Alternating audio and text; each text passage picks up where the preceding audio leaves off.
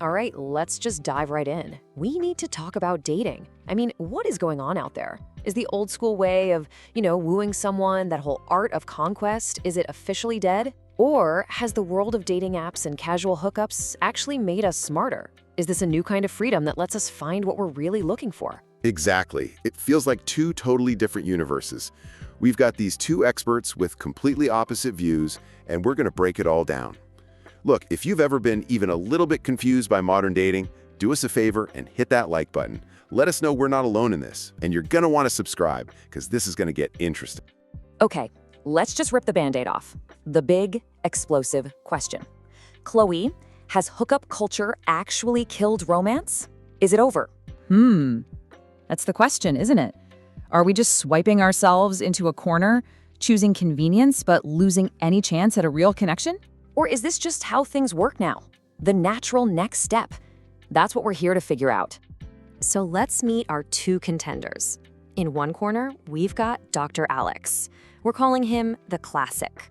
He is convinced we're in a total crisis of connection. He calls it an emotional regression.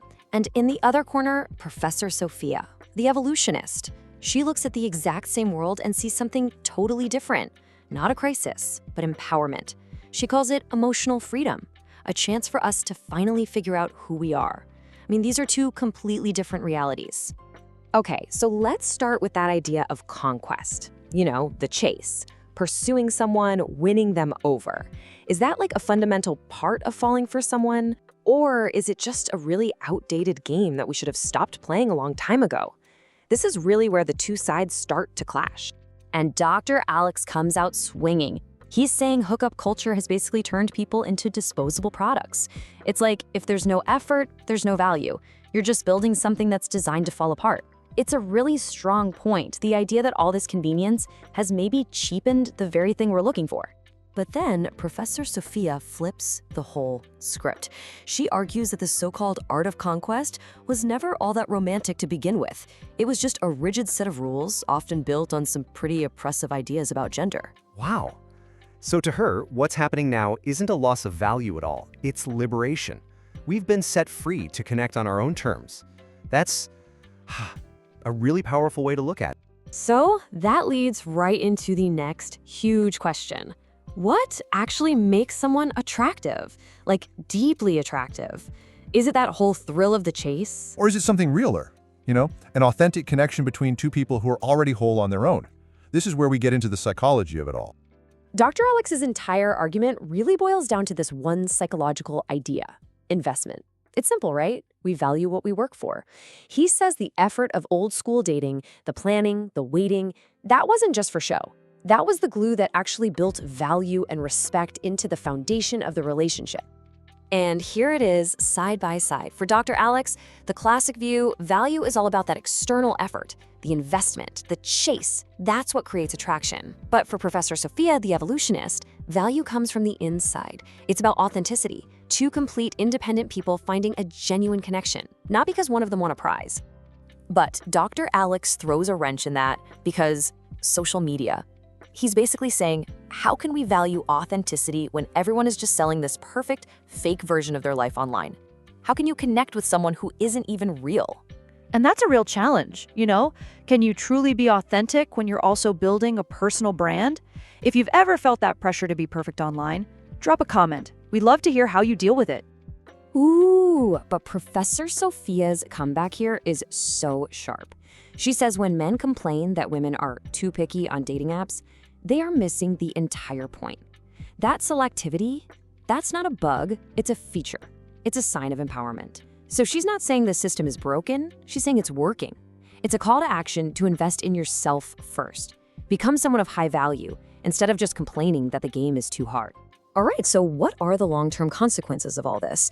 Is casual dating just emotional fast food that satisfies you for a minute but leaves you feeling empty later? Or are these experiences actually teaching us something? Are they valuable lessons that help us build something real later on? This is the depth dilemma. Yeah, let's put it this way. When something casual ends, what does it leave behind? Is it a small trauma, like another tiny scar that makes you put your guard up even higher next time? Or do you see it as a learning experience, a valuable piece of data about what you want and what you don't, making you smarter for the future? I mean, that's a huge difference than how you see the world. And here are the two views, plain and simple. Dr. Alex calls it emotional fast food. He thinks it gives you a quick hit, but over time, it just leaves you with this nutritional void. It teaches you to close off. And Professor Sophie sees the exact opposite. To her, every one of those connections is a stepping stone. It's a practical education in your own desires, your own limits, which all leads to a much healthier, more mature relationship when you're finally ready for it. And for Dr. Alex, this all comes down to a lack of courage. He says real depth is having the guts to just be direct and say, I want you, instead of hiding behind that classic, vague line, I'm just looking to see where things go. That ambiguity can be so frustrating. We've all been there. But once again, Professor Sophia completely reframes it. She says, it's not fear, it's intelligent caution. In a world with literally endless choices, people are just learning to be smarter about protecting their emotional energy. It isn't about being scared, it's about being wise. Wow. Okay. That's a big one. That idea of intelligent caution. If that just made something click for you, seriously, hit the like button. Let us know that resonates. So let's talk about what makes someone really fall for you. I'm not talking about surface level stuff. We're going deep into the psychology of what makes someone genuinely captivated. The real triggers of deep, profound interest. This is the good stuff. So the source material actually points to these signs of what it calls subtle obsession. And it's not in a creepy way, it's about that deep investment. They remember the tiny details you told them weeks ago. They really laugh at your dumb jokes. Maybe they even get a little nervous around you. Exactly. When you see those things, it's a pretty clear sign that something more than just casual interest is happening under the surface. So how do you get there? Well, Dr. Alex's path is to be rare. He says in a sea of ambiguity, a person with clear intentions and high standards is going to stand out. That alone creates attraction. And Professor Sophia's path is to be solid. It's not about playing a game to seem rare. It's about actually being someone with strong character who can communicate what they want with respect and confidence. That's what's truly attractive. So here we are. We've laid out two totally different playbooks for navigating the wild world of modern dating. And ultimately, there's no right or wrong answer here. It's about you. It comes down to which path feels right for you and what kind of connection you're trying to build. Dr. Alex's final message is this powerful call to action. He says, stop acting like a consumer, just endlessly scrolling through options. Instead, focus on building yourself into the high-value product. In his mind, in a world of endless options, real commitment, that's the new sexy. And Professor Sophia's parting words are all about self-empowerment. For her, it's simple.